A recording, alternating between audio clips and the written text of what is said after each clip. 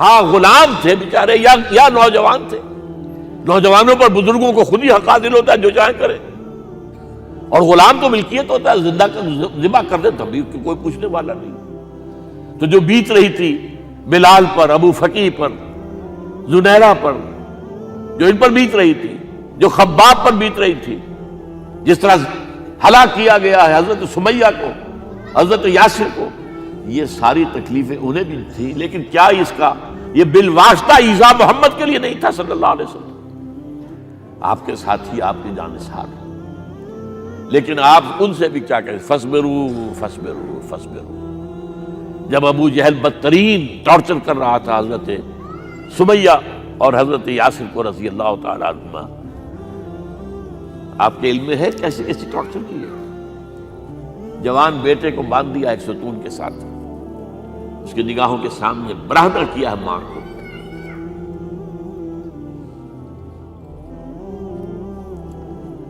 ہاتھ میں ایک مورتی ہے. جب تنگ آ گیا، ستا کر تنگ کر کے مار مار کے حضرت سمیہ ٹس سے مس نہیں ہو رہی. کہتا ہے تم ایک دفعہ کہہ دو سمیہ کہ ہاں اس مورتی میں بھی کچھ ہے، میں تمہیں چھوڑ دوں. انہوں نے تھوک دیا، برچھا مارا ہے شرمگاہ کے اندر.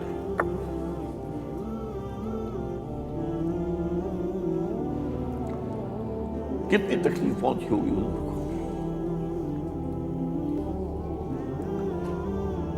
یہ دین ایسے ہی قائم نہیں ہوا. عدل و انصاف کا نظام ٹھنڈے ٹھنڈے قائم نہیں ہوتا، گھر میں آرام سے بیٹھے ہوئے قائم نہیں ہوتا. اور سنیے، 3 برس شیب بنی ہاشم کے اندر قید ہے. 3 برس. اور یہاں کی قید پر قیاس نہ کریں. یہاں تو جیل میں کھانے کو ملتا ہے، راشن ملتا ہے، جیسا بھی ملتا تو ہے نا. اور لیڈروں کے لیے تو class A class B class ہے. تو ان کا تو لیڈر تو لوگ جب آتے ہیں جیل کاٹ کر معلوم ہوتا ہے کہ شاید کسی صحت افزا مقام سے تشریف لا رہے ہیں. وہاں کیا تھا؟ Total boycott. ایک گھاٹی، ادھر پہاڑ ادھر پہاڑ، دونوں طرف جو ہے پہرے. کوئی کھانے پینے کی چیز اندر نہیں جائے گی. اور پورا خاندان بنی ہاشم، وہ بھی کہ جو ایمان نہیں لائے، وہ قبائلی زندگی تھی نا. بنو ہاشم چونکہ حضور کو پشت پناہی چھوڑنے کو تیار نہیں ہوئے، ابو طالب نے آخری وقت تک بھی ساتھ نہیں چھوڑا.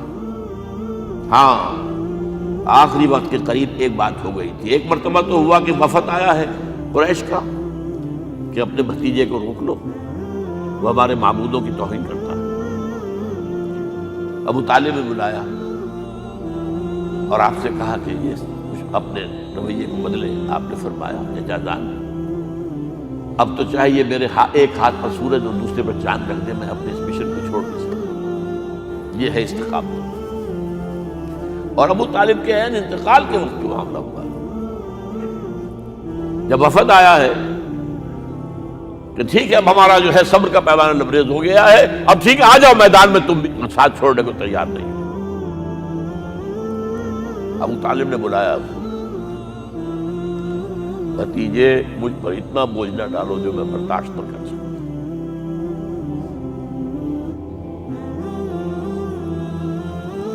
حضور کی آنکھوں میں آنسو آ گئے. چچا جان اب تو یا یہ بات پوری ہوگی یا میں اپنے آپ کو ختم کروں، اسی میں ختم ہو. 12 شیب بنی ہاشم میں 3 برس اس حال میں گزرے ہیں. ٹوٹل بائیکاٹ، کوئی کھانے پینے کی نہیں. کچھ لوگ تھے شریف النفس، مثلا حکیم بن حزام تھے رضی اللہ تعالی اور بعد میں ایمان لے آئے. حضرت خدیجہ کے وہ رشتے دار تھے. وہ پہاڑ پر چڑھ کر ایک طرف سے رات کی تاریکی میں، دونوں دروازے تو بند ہیں، پہاڑ پر چڑھ کر چوٹی سے نیچے اتر کر کچھ چیزیں کھانے پینے کے دے آئے. کوئی اور ایک آدھ ہوگا ایسا. یہاں تک نوبت آئی ہے کہ بنی ہاشم کے یہ پھول جیسے بچے معصوم بھوک سے بلبلا رہے ہیں اور اس کے سوا کچھ نہیں ہے. کہ سوکھے چمڑے ابال کر اس کا پانی ان کے حلق میں ٹپکا دیا جائے۔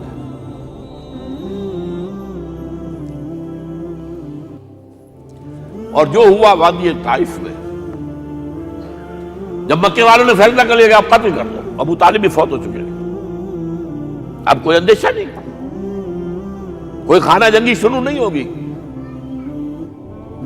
کوئی انٹرا ٹرائبل وار نہیں ہوگی، تو آپ طائف گئے ہیں۔ شاید وہاں کے 3 سردار تھے بڑے، اور یہ طائف اصل میں قریشی کا، سب سمجھیے کہ یہ ان کا گرمیوں کا یہ صحت افزا مقام تھا۔ یہ تمام جو سردار تھے مکے کے، ان کی جائیدادیں وہاں کی، باغات تھے، اور وہاں کے بھی 3 سردار تھے، تو شاید ان میں سے کسی کو اللہ توفیق دے دے۔ وہاں گئے ہیں اور صرف ایک ساتھ ہیں، حضرت زید بن حارثہ، حضرت ابوبکر بھی ساتھ نہیں، سائے کی طرح ساتھ رہنے والا بھی ساتھ نہیں تھا۔ وہاں جا کر جو آپ نے تینوں سے بات کی ہے، تینوں نے وہ باتیں کہی ہیں جو کلیجے کو چیر جائیں۔ تمہارے سوا کوئی اللہ کو نہیں ملا تھا رسول بنانے، جاؤ چلے جاؤ۔ ایک کہتا ہے فوراً چلے جاؤ یہاں سے، اس لیے کہ ہو سکتا ہے کہ تم سچے ہو تو کہیں میں تمہاری توہین نہ کر دوں، اور یہ بھی ہو سکتا ہے تم جھوٹے ہو تو جھوٹے کو میں منہ نہیں لگانا چاہتا۔ 3 دن کی یہ سستی، اور اس میں کیا ہو رہا ہے، اسٹریٹ ارچنز جو کہلاتے ہیں ہمارے ٹھوکرے گلیوں کے، انہیں اشارہ کر دیا ذرا ان کی خبر لو، اب وہ پتھراؤ کر رہے ہیں۔ جیسے ہمارے ہاں کوئی آ جاتا ہے، کوئی نیم پاگل یا کوئی اور کسی طرح کا مست قسم کا آدمی، اور اس کے اوپر چھوکرے چاروں طرف ہوں اور ستا رہے ہوں، یہ نقشہ تھا، اور طائف کی گلیاں تھیں، اور محبوب رب العالمین تھے۔ ادھر سے پتھر آ رہے ہیں تو زید بن حارثہ رکاوٹ بن گئے ہیں، لیکن پیچھے سے آ رہے ہیں، وہ کیسے روکیں گے؟ پیچھے جاتے ہیں تو ادھر سے آ رہے ہیں، جسم لہو لہان ہے، خون رس رس کر زخموں سے جوتیوں میں آ کے جم گیا ہے۔ پھر وہاں سے آپ نکل کر گئے ہیں، ایک باغ میں تھوڑی سی پناہ لی ہے تھوڑی دیر کے لیے، جوتے بڑی مشکل سے اترے ہیں، خون جمع ہوا، اور وہ جو پھر دعا نکلی ہے آپ کی، وہ کلیجے کو چیر جانے والی ہے۔ اللہم الیک اشکو ضعف قوتی وقلت حیلتی وحوانی علی الناس، اے اللہ تیری جناب میں فریاد لے کر آیا اپنی قوت کی کمی کا، اپنے وسائل کی کمی کا، اور لوگوں میں جو رسوائی ہو رہی ہے، الا من تکلنی الا بعید یتجہمنی او الا عدو ملکت امری، مجھے کس کے حوالہ کر دیا ہے، مجھے دشمن کے حوالے کر دیا جو چاہے میرے ساتھ کر گزرے۔ فریاد ہے کہ نہیں؟ بڑی زوردار فریاد ہے، بڑی زوردار، لیکن پھر مقام عبدیت کا ظہور ہوتا ہے۔ ان لم یکن علی غضبک فلا ابالی، اے اللہ اگر تو ناراض نہیں ہے، مجھے اندیشہ یہ ہو گیا کہ کہیں تو ناراض تو نہیں ہو گیا ہے، کہیں تو نے میرا ساتھ تو نہیں چھوڑ دیا، اگر تو ناراض نہیں ہے تو مجھے کوئی پرواہ نہیں، جو ہو سو سر تسلیم خواہ جو مزاج یاد میں آئے۔ واپس آئے ہیں تو مکے میں داخل نہیں ہو سکتے تھے، وہاں تو قتل کا فیصلہ ہو چکا ہے۔ باہر ہی آپ نے ڈیرا لگایا، زید بن حارثہ کو بھیجا، فلاں شخص کے پاس جاؤ، تم اگر امان میں لے لو محمد کو تو محمد آ جائیں، میں تو میری یہ پوزیشن نہیں ہے، میں قریش کے مقابلے میں امان نہیں دے سکتا۔ دوسرے کے پاس بھیجا، اس نے بھی کچھ ایسے جواب دیا۔ تیسرے کے پاس جب گئے حضرت زید مطعم بن عدی، اس نے کہا ٹھیک ہے میں امان دیتا ہوں محمد کو، وہ آ جائے مکے میں۔ حضور سے آگے کہا، حضور نے فرمایا نہیں جا کر کہو، آ کر لے کر جا۔ کیوں؟ کیا پتہ اچانک جو ہے میرے داخل ہوتے ہی کوئی مجھ پر حملہ کرے، قتل کر دے۔ وہ تو یہ کہہ سکے کہ ہمیں کیا پتہ تھا کہ مطعم نے جو ہے امان دی ہے، I never knew it۔ اب یہ قبیلے کے اندر یہ ہوتا تھا کہ ایک نے امان دے دی، سب کی طرف سے امان ہے، لہذا حضور نے فرمایا آ کر لے کر جاؤ۔ وہ اپنے 6 بیٹوں کو ہتھیار سجا کر لے کر آیا ہے، اور پھر لے کر گیا، حضور کو کہتا ہوا گزر رہا ہے راستے میں لوگوں سن لو محمد میری امان میں ہے صلی اللہ علیہ وسلم۔ اس لیے آپ کو مکے کے اندر پھر 2-2.5 سال مزید رہنے کا موقع ملا ہے، اور اتنا بڑا احسان آپ نے مانا پھر مطعم بن عدی کا کہ غزوہ بدر میں جب 70 اسیر تھے قریش کے حضور کے پاس، تو آپ نے فرمایا تھا کہ اگر آج مطعم زندہ ہوتا اور وہ سفارش کرتا تو میں ان سب کو چھوڑ دیتا بغیر کسی فدیے کے۔ بہرحال یہ چند باتیں میں نے آپ کو بتائی، باقی تو یہ کہ غار ثور ہے کیسی کیسی، اور پھر غزوہ بدر سے پہلے کی رات ہے، اور وہ آپ کا زندگی کا طویل ترین سجدہ ہے اس میں، جہاں تک یہ الفاظ بھی آپ نے کہہ دیا اللہ اگر کل یہ جو 313 یہاں جمع ہیں اگر یہ ختم ہو گئے تو پھر قیامت تک تیرا نام لینے والا کوئی نہیں ہوگا، میں آخری رسول اور میری یہ 15 برس کی کمائی ہے۔ اس وقت کہا حضرت ابوبکر نے، وہ پیردار کی حیثیت سے کھڑے تھے، حسبک حسبک حضور بس کیجئے بس کیجئے۔ بہرحال بدر ہے، احد ہے، زخمی ہوئے ہیں، دندان مبارک شہید ہوئے ہیں، خون اتنا بہا ہے کہ بے ہوش ہو گئے ہیں، اور خبر اڑ گئی ہے کہ آپ شہید ہو گئے۔ یہ سب کچھ، اور سب سے بڑھ کر حمزہ کی لاش سامنے آئی، کیسی لاش، ناک کٹی ہوئی ہے، کان کٹے ہوئے ہیں، پیٹ چاک کر کے کلیجہ چبایا ہوا ہے، کس طرح برداشت کیا ہوگا آپ اپنے اوپر طاری کر کے دیکھیں۔ یہ حمزہ کون ہے؟ چچا ہے، دودھ شریک بھائی ہے، خالہ کا بھائی ہے، ساتھ کا کھیلا ہوا ہمجولی ہے، اور اس کی لاش ہے۔ جو قلب اطہر پر بیت رہی تھی وہ مدینے میں آ کر ایک بڑا ماحول بدلا ہوا تھا، تب وہ بات سامنے آ گئی۔ جب آپ مدینے واپس تشریف لائے ہیں تو ظاہر بات ہے کہ زیادہ انصار کے لوگ تھے جو شہید ہوئے تھے۔ بدر میں مہاجرین تو میرے خیال 4تھائی تھے نمبر کے اندر، 3/4 تو انصاری تھے۔ اسی طریقے سے احد کے اندر معاملہ، تو مختلف گھروں سے عورتوں کے بین کرنے کی آوازیں آ رہی تھی، اس لیے کہ اس وقت تک بین کرنا حرام نہیں قرار دیا گیا تھا، ممنوع نہیں تھا۔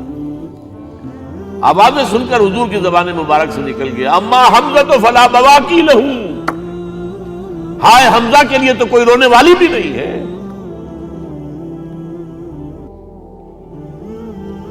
اس پر پھر صحابہ نے، انصار نے اپنے ہاں کی خواتین حضرت صفیہ کے ہاں بھیجا، وہ سگی بہن تھی، وہاں انہوں نے جا کے بھی تعزیت کی بہن کی۔ غزوہ احزاب کا آپ نے سن لیا، اس وقت اسوہ رسول پڑھنے والوں کیا کیا باتیں چیزوں میں مشہور ہو گئی ہیں۔ اسوہ کا لفظ آیا کہاں ہے قرآن میں؟ سورہ احزاب میں۔ وہ اسوہ کیا تھا؟ جب خندق کھودنے کا فیصلہ ہوا ہے تو خندق کھود رہی ہے، حضور بھی لگے ہوئے ہیں، بھاری بھاری پتھر اٹھا کر کندھے پر لا کر باہر پھینک رہے ہیں، پتھریلی زمین تھی، ایک پتھر کسی سے ٹوٹا نہیں تھا، تو حضور نے جو ہے 3 دفعہ جو اس کے مطلب لگائی تب ٹوٹا ہے۔ لیکن یہ کہ کئی دن کے فاقے ہو چکے تھے، کھانے کو کچھ نہیں، پورا محاصرہ تھا، 12,000 کا لشکر گھیرے ہوئے، یہاں تک کہ آپ کو معلوم ہے کہ گھروں کے اندر بیت الخلا تو نہیں ہوتے، باہر جاتے تھے قضاء، اس کا کوئی امکان نہیں۔ شدید ترین آزمائش جو ہوئی ہے اس کا نتیجہ ایک طرف یہ نکلا کہ منافقین کا نفاق ان کی زبانوں پر آ گیا۔ قرآن مجید میں ہے یہ انہی آیات میں، ما وعدنا اللہ ورسولہ الا غرورا، ہمیں تو اللہ اور اس کے رسول نے دھوکہ دے کے مروا دیا۔ ہم سے کہا تھا کہ قیصر و کسریٰ کے خزانے تمہارے قدموں میں آئیں گے، اور حال یہ ہے کہ ہم رفع حاجت کے لیے باہر نہیں جا سکتے، کھانے کو کچھ نہیں۔ اس وقت کچھ صحابہ آئے ہیں حضور صلی اللہ علیہ وسلم سے، دیکھیے فاقے سے کمر دوہری ہوئی جا رہی ہے، ہم نے اپنے پیٹوں پر پتھر باندھے ہوئے، چادروں کے ساتھ پتھروں کسا ہوا تاکہ کمر سیدھی رہے۔ حضور نے اپنا کرتا مبارک اٹھا کر دکھایا، 2 پتھر ہیں، یہ ہے اسوہ۔ یہ ہے آپ کی سنت، آپ کا اسوہ حسنہ۔ لیکن اس اسوہ حسنہ سے فائدہ کون اٹھا سکتا ہے؟ لقد کان لکم فی رسول اللہ اسوۃ حسنۃ لمن کان یرجو اللہ والیوم الآخر وذکر اللہ کثیرا۔ اسوہ تو اپنی جگہ ہے، قرآن میں ہدایت سب کے لیے، ھدی للناس، لیکن فائدہ اٹھائیں گے صرف متقین، ھدی للمتقین ہے سب کے لیے، اسوہ سب کے لیے ہے، لیکن استفادہ وہی کر سکے گا جو 3 شرطیں پوری کرے: اللہ اور یوم آخر پر ایمان اور اللہ کا ذکر کثرت کے ساتھ۔ بہرحال یہ میں نے آپ کے سامنے اس حوالے سے رکھا ہے، یہ اسوہ جو ہے حضور کا، یہ ہم پر اتمام حجت ہے۔ دیکھیے نوٹ کیجئے، پوری نوع انسانی پر اتمام حجت، اسلام کا نظام عدل اجتماعی جو قائم کر کے دکھا دیا، حجت قائم کر، جسے انگریزی میں کہتے ہیں اٹس ڈویبل، کیا جا سکتا ہے، یہ کام ہو سکتا ہے، اس لیے کہ زمین پر قدم بہ قدم چل کر یہ انقلاب آیا، محنت سے آیا، مشقت سے آیا، ایثار سے آیا، قربانیوں سے آیا، تکلیفیں جھیل کر آیا، صبر و مصابرت سے آیا، استقامت و مقاومت سے آیا۔ یہاں پر معجزوں کی کار فرمائی نہ ہونے کے برابر ہے۔ یہاں دھوپ سے بچانے کے لیے کوئی اللہ نے صاحبان نہیں دیا، صلی اللہ علیہ الغمام، اور بھوک سے بچانے کے لیے من و سلوى نازل نہیں ہوئے۔ غزوہ تبوک میں ایسا بھی ہوا ہے کہ 3 مجاہدین کا 24 گھنٹے کا راشن ایک کھجور، ایک نے منہ میں رکھی، کچھ چوس لی، کچھ گلوکوز چلا گیا اس میں سے، دوسرے کو دے دی، اس نے چوس لی، بھی تیسرے کو، من و سلوى نازل نہیں ہوئے۔ محنت، مشقت، ایثار، قربانی، صبر، مصابرت، استقامت، مقاومت، یہ ہے اسوہ رسول۔